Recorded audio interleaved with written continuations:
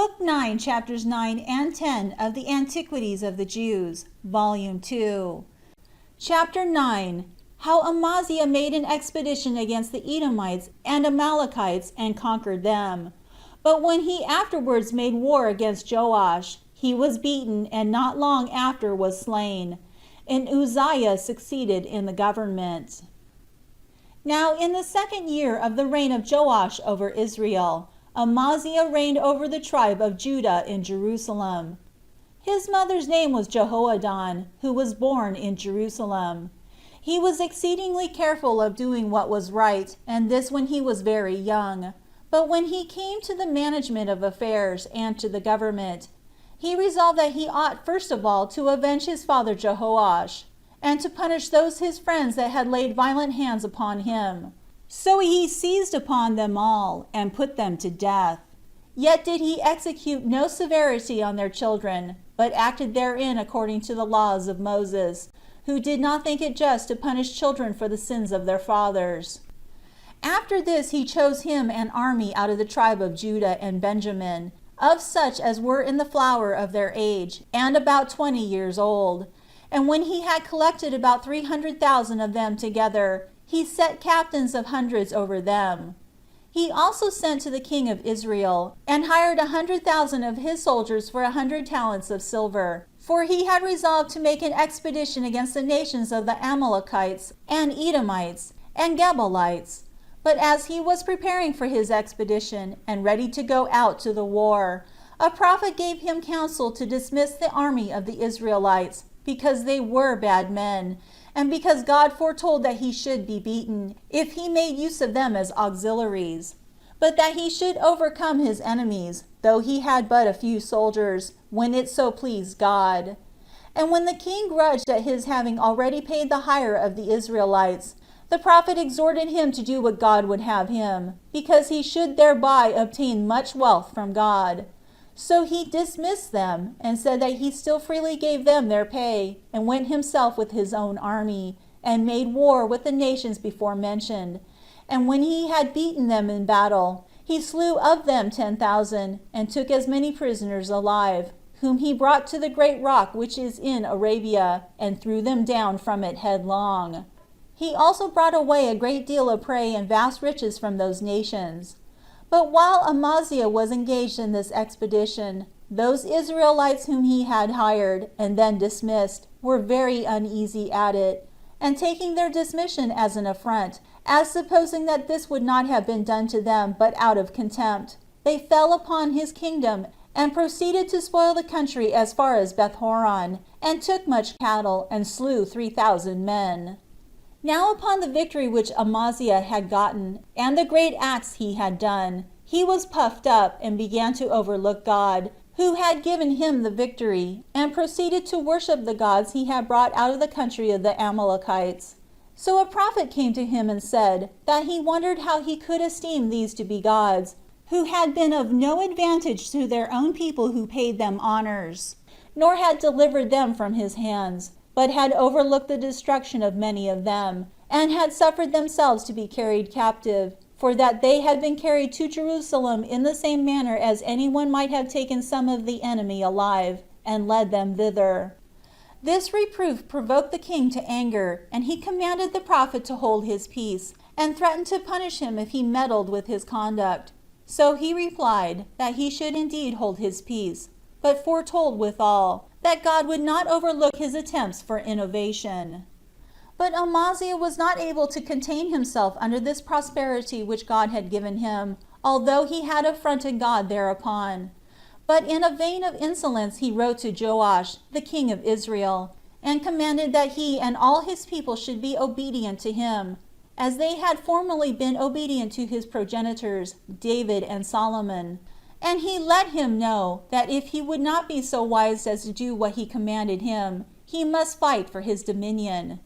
To which message Joash returned this answer in writing: King Joash to King Amaziah, there was a vastly tall cypress tree in Mount Lebanon, as also a thistle. This thistle sent to the cypress tree, to give the cypress tree's daughter in marriage to the thistle's son. But as the thistle was saying this, there came a wild beast, and trod upon the thistle. And this may be a lesson to thee, not to be so ambitious, and to have a care, lest upon thy good success in the fight against the Amalekites thou growest so proud, as to bring dangers upon thyself and upon thy kingdom. When Amaziah had read this letter, he was more eager upon this expedition, which, I suppose, was by the impulse of God, that he might be punished for his offense against him. But as soon as he led out his army against Joash, they were going to join battle with him, there came on such a fear and consternation upon the army of Amaziah, as God, when he is displeased, sends upon men, and discomfits them, even before they came to a close fight. Now it happened, that as they were scattered about by the terror that was upon them, Amaziah was left alone, and was taken prisoner by the enemy. Whereupon Joash threatened to kill him, unless he would persuade the people of Jerusalem to open their gates to him, and receive him and his army into the city. Accordingly Amaziah was so distressed, and in such fear of his life, that he made his enemy to be received into the city. So Joash overthrew a part of the wall, of the length of 400 cubits, and drove his chariot through the breach into Jerusalem, and led Amaziah captive along with him, by which means he became master of Jerusalem, and took away the treasures of God, and carried off all the gold and silver that was in the king's palace, and then freed the king from the captivity, and returned to Samaria. Now these things happened to the people of Jerusalem in the 14th year of the reign of Amaziah, who after this had a conspiracy made against him by his friends, and fled to the city of Lachish, and was there slain by the conspirators, who sent men thither to kill him. So they took up his dead body, and carried it to Jerusalem, and made a royal funeral for him. This was the end of the life of Amaziah, because of his innovations in religion, and his contempt of God, when he had lived 54 years, and had reigned 29. He was succeeded by his son, whose name was Uzziah. Chapter 10. Concerning Jeroboam king of Israel, and Jonah the prophet, and how after the death of Jeroboam his son Zechariah took the government. How Uzziah king of Jerusalem subdued the nations that were round about him, and what befell him when he attempted to offer incense to God. In the 15th year of the reign of Amaziah, Jeroboam the son of Joash reigned over Israel in Samaria 40 years. This king was guilty of tumuli against God, and became very wicked in worshipping of idols, and in many undertakings that were absurd and foreign. He was also the cause of 10,000 misfortunes to the people of Israel. Now one Jonah, a prophet, foretold to him that he should make war with the Syrians, and conquer their army, and enlarge the bounds of his kingdom on the northern parts to the city Hamath, and on the southern to the lake Asphaltiris. For the bounds of the Canaanites originally were these, as Joshua their general had determined them. So Jeroboam made an expedition against the Syrians, and overran all their country, as Jonah had foretold. Now I cannot but think it necessary for me, who have promised to give an accurate account of our affairs, to describe the actions of this prophet, so far as I have found them written down in the Hebrew books. Jonah had been commanded by God to go to the kingdom of Nineveh, and when he was there, to publish it in that city, how it should lose the dominion it had over the nations. But he went not, out of fear. Nay, he ran away from God to the city of Joppa, and finding a ship there, he went into it, and sailed to Tarsus in Cilicia. And upon the rise of a most terrible storm, which was so great that the ship was in danger of sinking, the mariners, the master, and the pilot himself made prayers and vows, in case they escaped the sea. But Jonah lay still and covered in the ship, without imitating anything that the others did.